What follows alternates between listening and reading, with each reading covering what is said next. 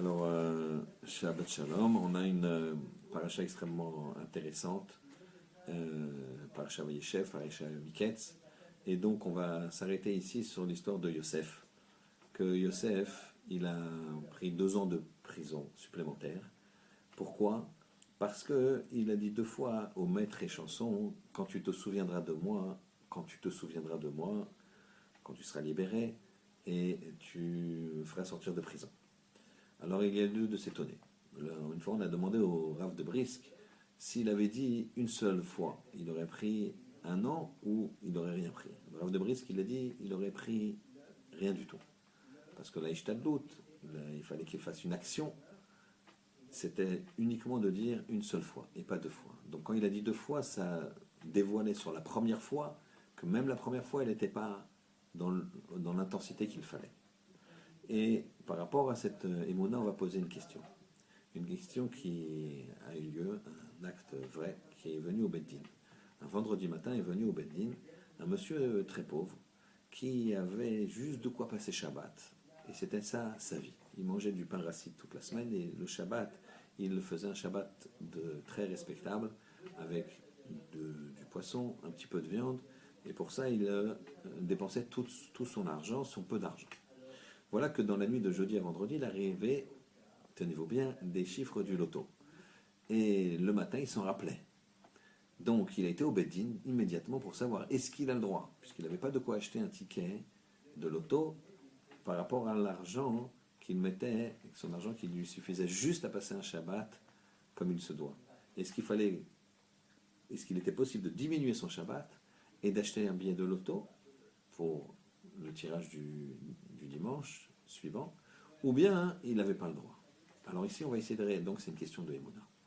Première réponse, c'est dans la Gemara Betsa, Tetzaïn Amud Aleph, où on dit que la parnassa de quelqu'un, elle est fixée de Rosh Hashanah jusqu'à Kippour pour toute l'année.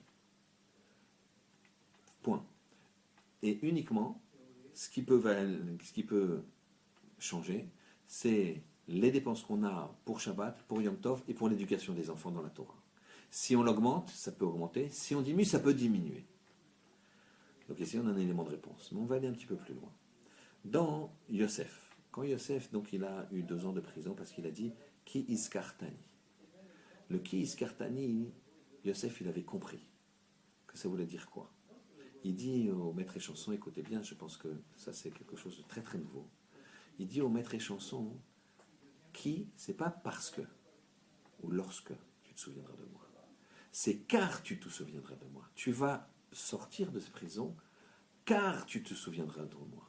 Le but que tu sois là en prison, c'est uniquement pour sortir et tout souvenir de moi.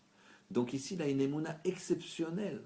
Et quand il dit le qui iskartani, car c'est parce que tu vas te souvenir de moi que tu sors, que Yosef aurait dû le dire qu'une seule fois, puisqu'il avait compris que tous les événements qui arrivent, c'est parce qu'Akadosh Baruch Hu, il veut qu'ils les arrivent. Et ainsi, on va pouvoir répondre à la question. C'est évident que Akadosh Baruch Hu, il ne veut pas qu'on diminue les mitzvot, et notamment celle de respecter Shabbat, de faire un beau Shabbat pour gagner sa vie. C'est impossible. Maintenant, on va aller encore plus loin. Et pourquoi c'était si embêtant ce qu'il a fait, Yosef ?